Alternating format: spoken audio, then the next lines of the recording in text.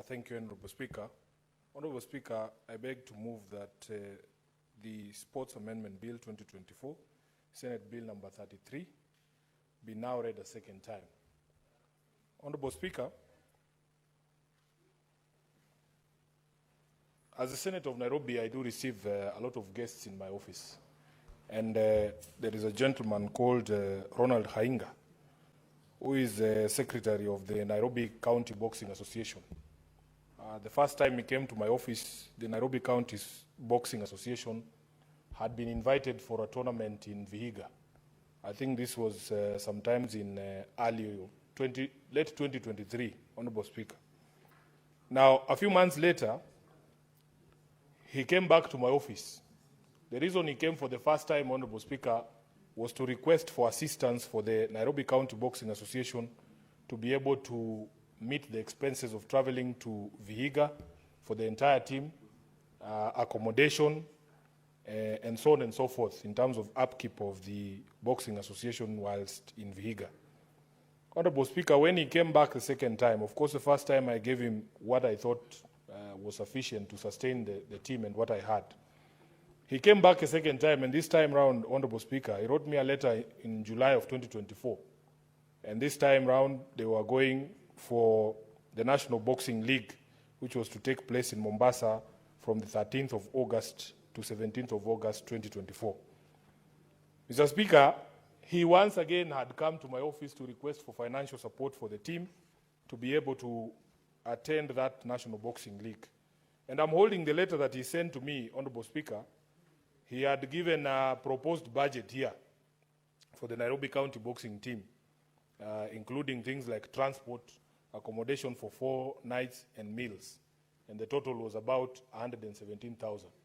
This time around, I told him that I was not going to support the team because I could not fathom the specter of county-registered associations who go to represent our counties in regular leagues, having no support whatsoever from the county government. In fact, because ODM is a majority in the County Assembly of Nairobi, I called the majority leader, I called the chairman of budget, the Honorable Odalo, I called the majority whip, I called the speaker, the Honorable Ken Ngondi, and asked them if it was true that if you looked at the budget for Nairobi County, there is not a single line of funding that goes to registered sporting associations in the country. So I could not believe it. And following those discussions, Honorable Speaker, we agreed that something needed to be done.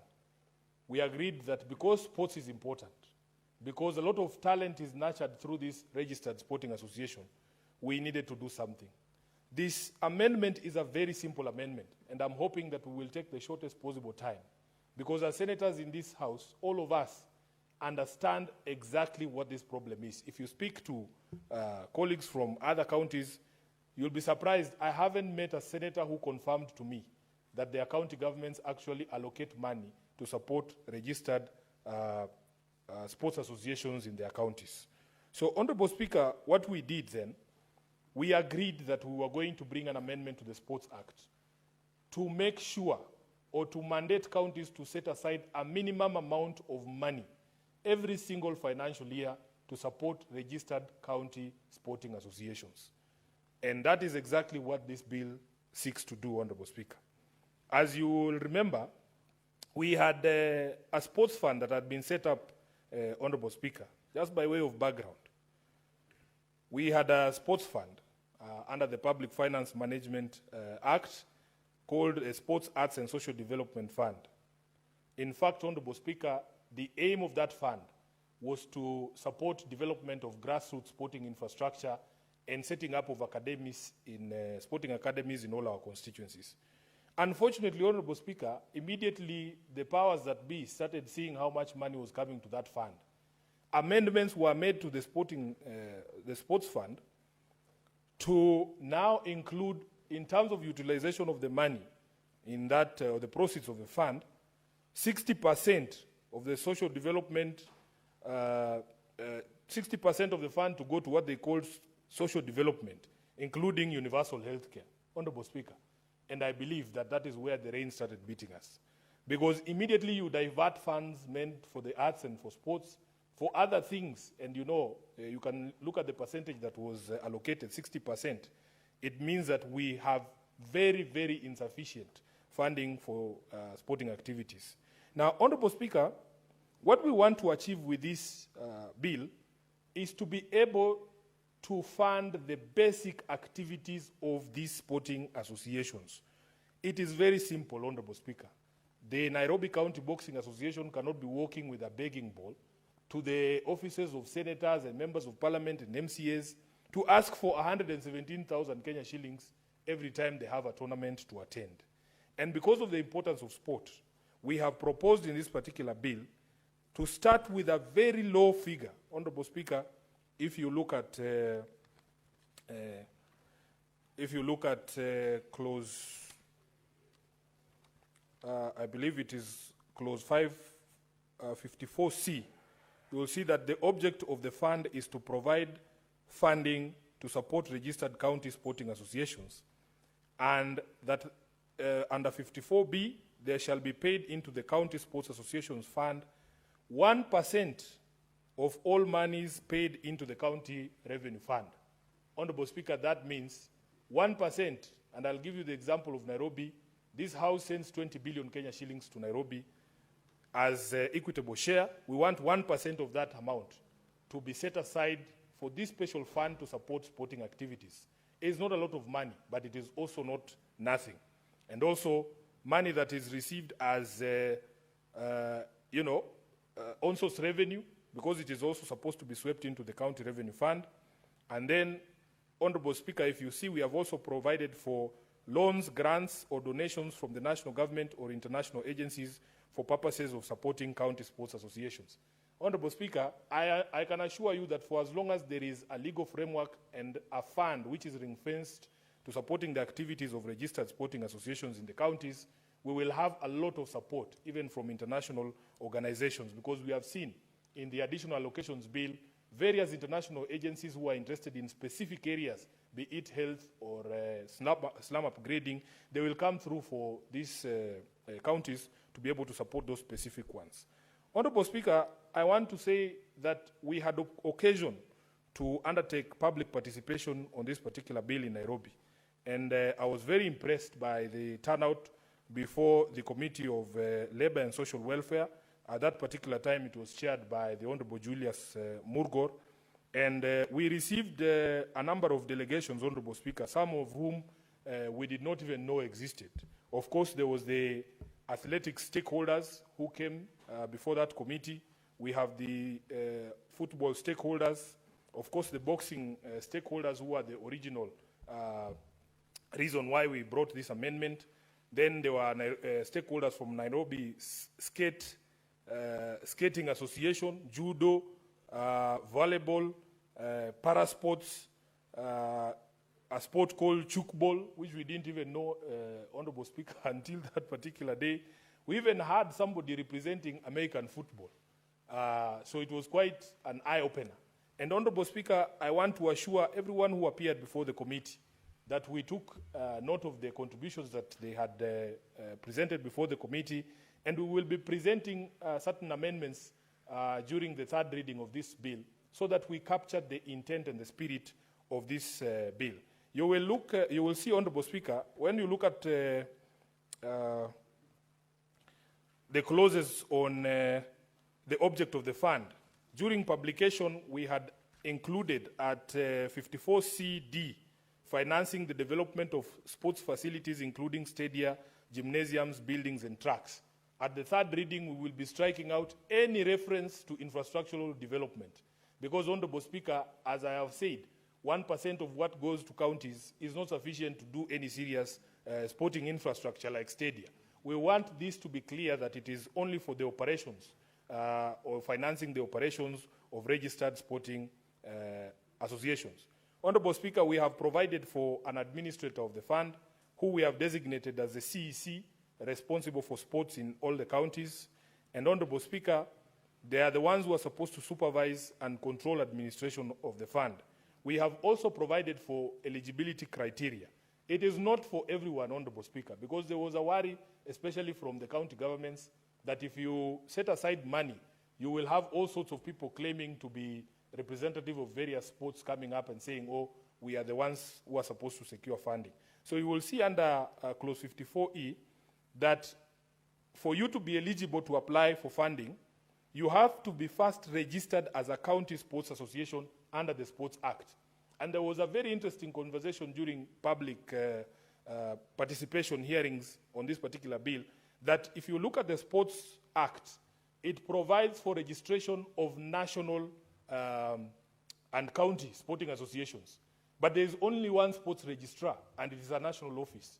So one of the proposals we'll be making is that we also need to devolve, because sports, if you look at the fourth schedule, Honorable Speaker, of the Constitution, sports is a county function. It's a devolved function.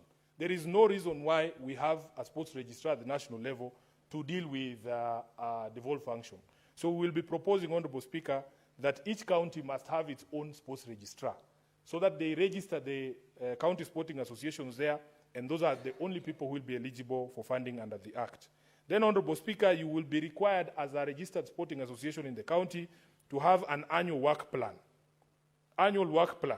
aligned to the strategic plan of the association, and then we will have other criteria as will be set by the CEC and the board.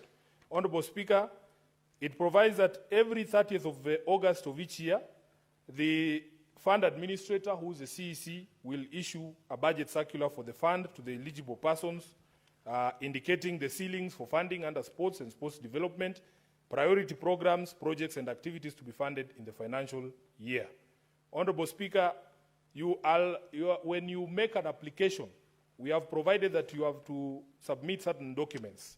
Number one, you have to show us a certificate of registration, as I've said, issued under the Sports Act, and then an annual work plan aligned to the strategic plan of the association, and then a statutory declaration of the programs to be funded, and through other sources, details of the bank account and signatories, and so on and so forth.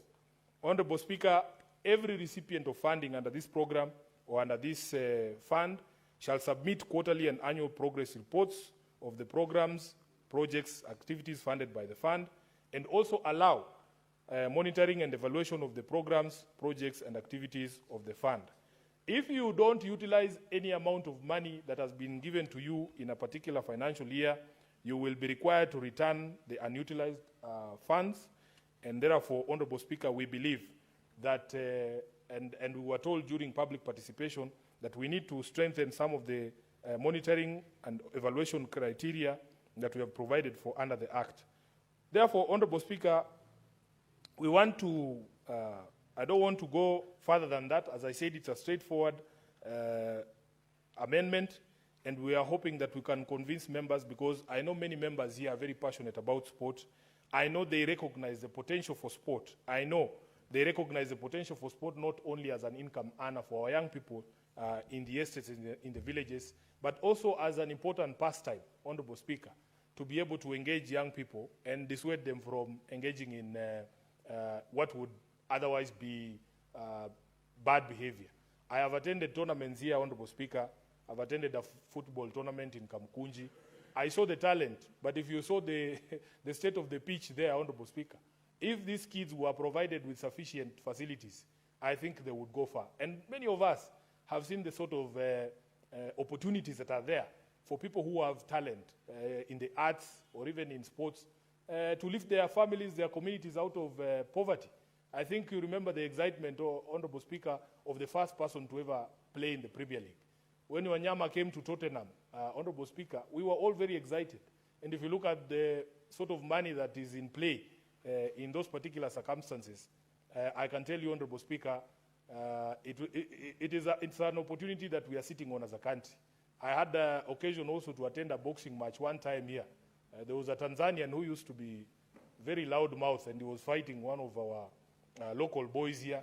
And it was a proper spectacle. If you went to KICC on that night, Honorable Speaker, you found the whole place was totally full of boxing fans. People might not see the potential for these things, but Honorable Speaker, I believe that we can do something so that this talent machinani does not go to waste. And we give them some dignity.